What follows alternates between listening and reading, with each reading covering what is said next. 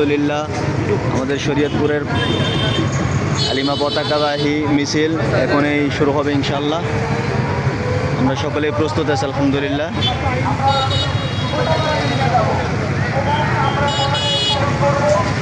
বন্ধু এদিক তাকাও।